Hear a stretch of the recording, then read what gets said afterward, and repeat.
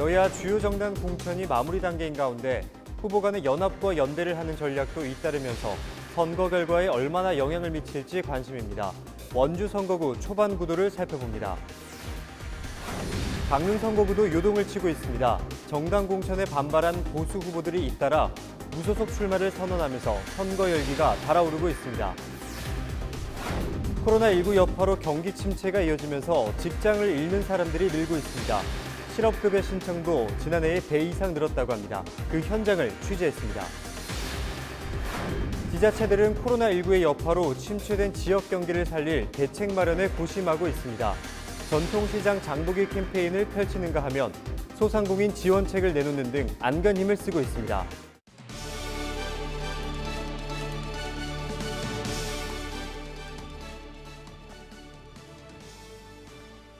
여러분 안녕하십니까? 헬로티비 뉴스입니다.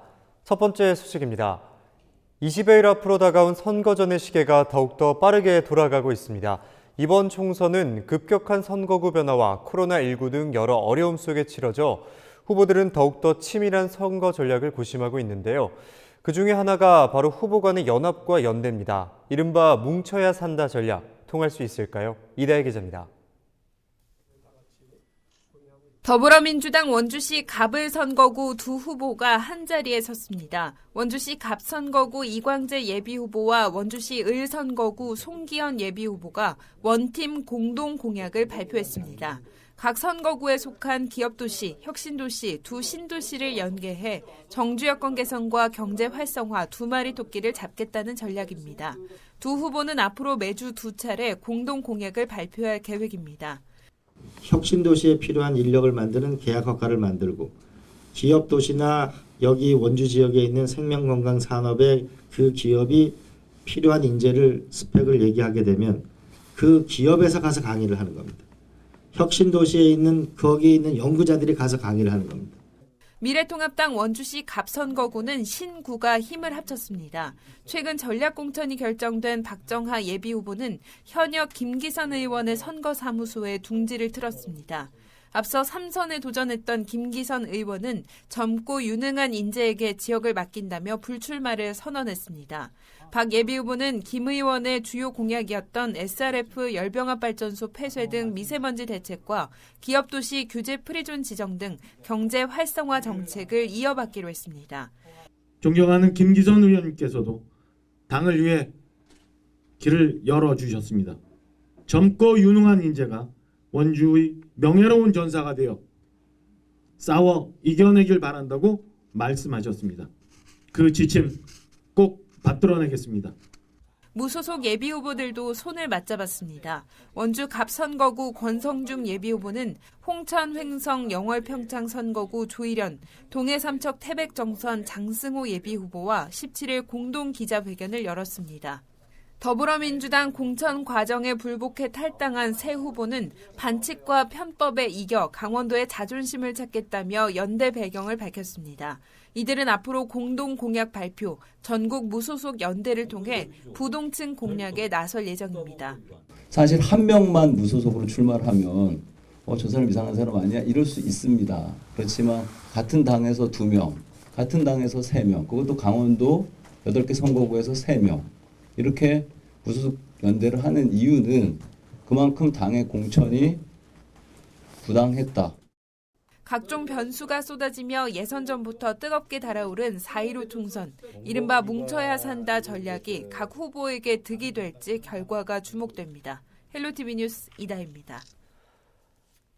반면에 강릉 선거구는 요동을 치고 있습니다. 여야 주요 정당 공천이 확정된 가운데 그 결과에 반발한 후보들의 무소속 출마가 잇따르고 있는데요. 후보가 난립하면서 또 하나의 격전지로 떠오르고 있습니다. 박건상 기자의 보도입니다. 강릉 선거구는 여야 후보들과 함께 무소속 후보들이 각축전을 벌이는 양상입니다. 더불어민주당은 김경수 전 지역위원장을 일찌감치 공천 후보로 확정지었습니다. 김 예비후보는 두 번째 도전인 만큼 힘있는 여당 후보와 강릉의 변화를 내세우며 선거운동을 펼치고 있습니다. 시민을 대변하는 그런 위치에서 늘 애써왔고요. 그 과정 중에 지역위원장도 5년 1개월 했고 그 과정 속에 사무부총장, 정책위 부의장 등 많은 것을 함께 했습니다. 그래도 여의도 정치에도 제가 경험이 많기 때문에 미래통합당은 홍윤식 전 행정자치부 장관을 단수 후보로 확정하고 본격적인 선거전에 돌입했습니다. 홍 예비후보는 지난 2016년부터 1년 6개월간 행정자치부 장관을 지낸 바 있습니다. 새로운 인물이 필요하다고들 합니다. 춘천 원주에 비해 강릉은 긴 세월 동안 너무나도 정체되고 인구도 줄고 있습니다. 제1강릉이 어쩌다 이렇게 되었습니까? 당초 미래통합당 예비후보로 등록했던 권성동 국회의원은 공천 컷오프에 강력 반발하고 무소속으로 출마를 선언했습니다. 권 예비후보는 총선에서 승리해 당으로 복귀하겠다는 입장을 내놨습니다. 강릉 시민께서 보내주신 지난 10여 년의 격려와 응원에 힘입어 정말 열심히 일했습니다. 동계올림픽을 유치하고 성공적 개최를 통하여 미래 강릉이 발판이 될 핵심 혜택은 모두 우리 강릉으로 가져왔습니다. 최명희 전 시장 역시 미래통합당 공천에 반발해 공천 재심을 요구했지만 기각됐습니다.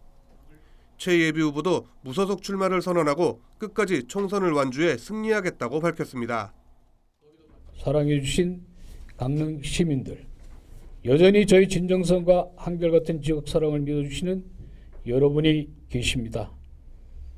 옳은 길, 시민 여러분께서 함께해 주시는 길이라면 그 어떤 고난도 기꺼이 이겨내겠습니다. 정당 후보와 무소속 후보가 각축전을 벌이고 있는 가운데 보수 후보 간 단일화 여부가 주요 변수로 꼽히고 있습니다. 하지만 후보 간 단일화 방식에 대해서는 의견이 엇갈리고 있습니다. 선거 초반 무소속 후보자들의 출마가 이어지고 있는 강릉 선거구는 다자구도가 형성되면서 이번 총선의 최대 격전지로 급부상하고 있습니다. 헬로티비 뉴스 박건상입니다. 강원도 의회는 17일 폐광지역 개발 지원에 관한 특별법 연장과 이를 제21대 총선에 출마하는 후보자들의 공약에 반영해 줄 것을 촉구하는 성명서를 채택했습니다. 또 의회는 폐특법 종료가 5년밖에 남지 않았는데 폐광지역 자립 기반은 여전히 부족한 상태라며 폐특법이 연장에 꼭 필요한 상황이라고 강조했습니다. 또 도내 폐광지역 모두가 인구 감소로 소멸 위기까지 우려되는 상황에서 아무런 대책 없이 재정 지원을 중단하는 것은 폐광지역 경제 회복을 무책임하게 외면하는 처사라고 주장했습니다. 이와 함께 도의회는 이번 총선에 출마하는 모든 후보자들이 폐특법 연장을 공약으로 반영해 폐특법이 반드시 연장될 수 있도록 힘써달라고 요구했습니다. 설날 가스 폭발 사고로 일가족 7명을 숨지게 한 동해 펜션 업주가 구속됐습니다. 강원지방경찰청은 17일 업무상 과실치사와 건축법 위반 등의 혐의로 펜션 업주 66살 A씨를 구속했다고 밝혔습니다. 경찰은 또 펜션 직원과 가스 공급업자, 건축업자 등 8명을 불구속 입건했습니다. A씨는 사고가 난 펜션 객실 내 가스레인지를 인덕션으로 교체하는 과정에서 가스 배관 중간 밸브 부분에 마금 장치를 부실하게 시공해 사고 원인을 제공한 혐의를 받고 있습니다. 경찰은 사고 펜션의 불법 증개축 등 건축물 관리와 관련해 공무원의 부실이 있었는지에 대해서도 수사할 방침입니다.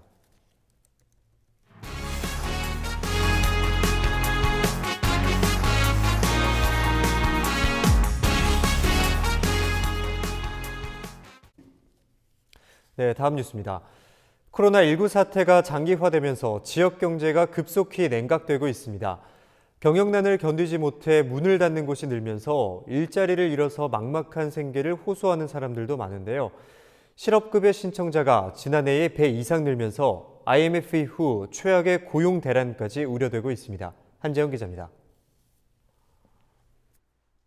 춘천에 거주하는 A씨는 수년간 도내한 숙박업체에서 일을 했습니다. 하지만 코로나19의 여파로 하루아침에 일자리를 잃게 됐습니다. 바이러스 확산을 막기 위해 여행과 모임 등을 자제하는 분위기가 조성돼 관광객들의 발길이 끊겼기 때문입니다. 저 같은 경우는 많이 모이는 장소에서 일을 해야 되는데 그걸 못하니까 지금 다 일자리가 아무리 떨어져 아예 없어요. 저 같은 경우는 할 자리가 없어요. IMF보다 더 해요 지금.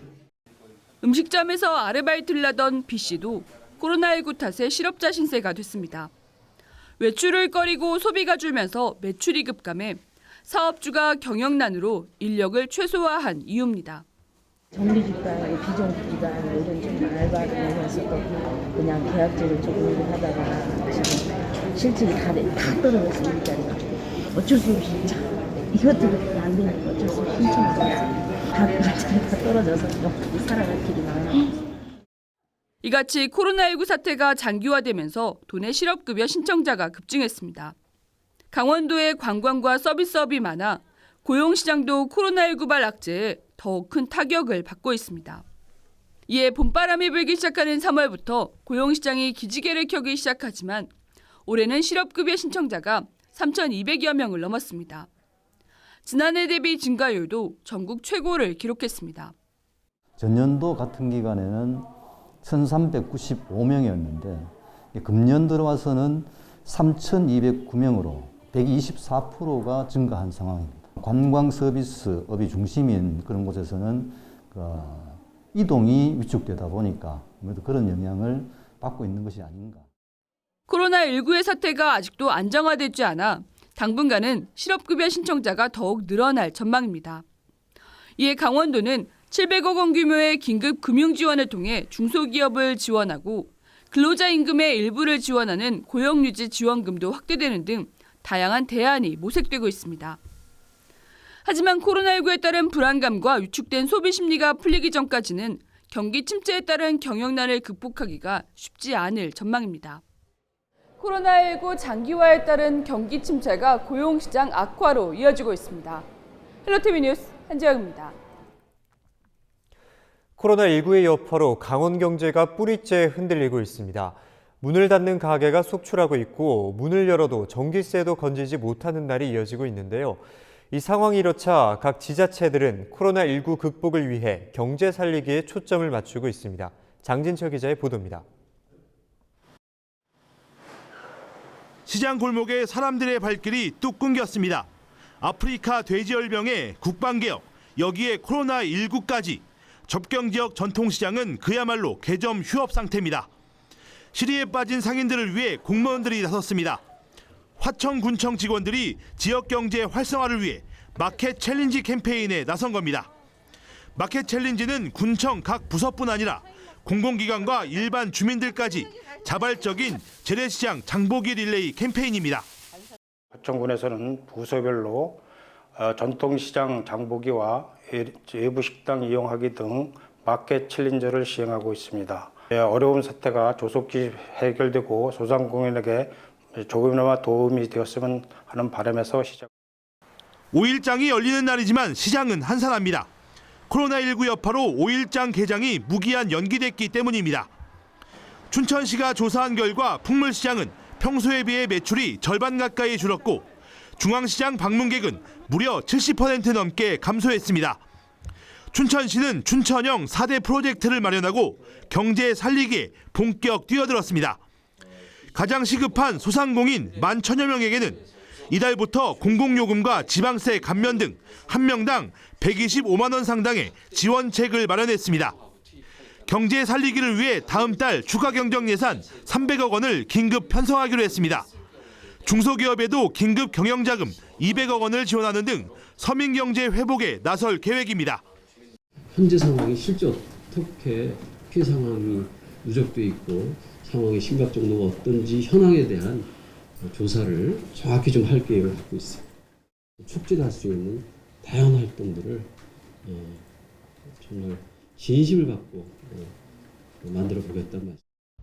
강원 관광 1번지 동해안 지자체들은 관광 경제 살리기에 초점을 맞추고 있습니다. 유명 관광시설을 무료 개방하고 청정 캠페인과 각 상점마다 방역을 강화하고 있습니다. 코로나19로 땅끝까지 추락한 강원 경제. 각 지자체마다 경제 살리기를 위한 지역 맞춤형 전략 마련에 고심하고 있습니다. 헬로티비 뉴스 장진철입니다. 강원도는 17일 코로나19 극복 경제 활성화 특별 대책을 발표하고 1,600억 원 규모의 추경을 진행하겠다고 밝혔습니다. 우선 강원도는 도내 연매출 규모가 7천만 원 이하인 소상공인과 실업급여 수급자, 기초연금 대상자 등 30만 명에게 1인당 40만 원의 생활 안정지원금을 지급할 계획입니다. 최근 정치권에서 거론되고 있는 재난기본소득 개념으로 강원도는 1회만 계획 중이며 추경을 마치고 다음 달 중에 지급한다는 방침입니다. 이와 함께 강원도는 당초 750억 원 규모로 추진했던 코로나19 피해 소상공인과 중소기업에 대한 금융지원 규모를 2천억 원으로 대폭 확대하겠다고 밝혔습니다. 춘천시와 우호도시인 중국 다롄시가 춘천시에 방역물품을 지원했습니다. 춘천시는 중국 다롄시가 보낸 마스크 15,000장과 보호복 1,500벌, 의료용 고무장갑 10,000장이 17일 도착했다고 밝혔습니다. 중국 다롄시는 코로나19로 어려움에 처했을 당시 국내의 많은 기업으로부터 지원받은 것에 대한 고마움을 우호도시인 춘천시에 갚는 것이라는 뜻을 춘천시에 전달했습니다. 춘천시는 지원받은 방역물품은 소외계층과 보건소와 의료기관 등에 전달할 계획입니다.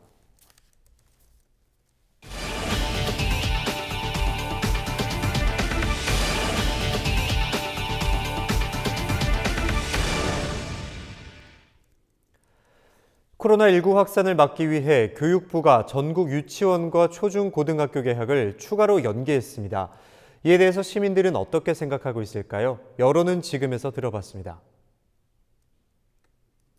전국 유치원과 초중고등학교 개학이 4월 6일로 또 한 번 연기됐습니다. 교육부는 학교에서 감염이 발생할 경우 가정과 사회까지 확산할 위험성이 높다는 전문가 의견에 따라 이같이 결정했다고 밝혔습니다. 시민들은 대체로 찬성하는 분위기입니다. 지금은 안전이 우선이라며 코로나19 확산을 막기 위해선 불편을 감수해야 한다고 말합니다. 코로나가 아무래도 전염성이 높은 거니까 안전을 최우선으로 해서 개학을 연기하는 게 맞다고 생각해요. 맞벌이모 가장으로서 아이들 주말이고 평일이고 집에만 있는 거 보기 좀 힘들고 어려운 면이 있지만 아이들 건강을 위해서는 개학을 연장하는 게 맞다고 생각합니다.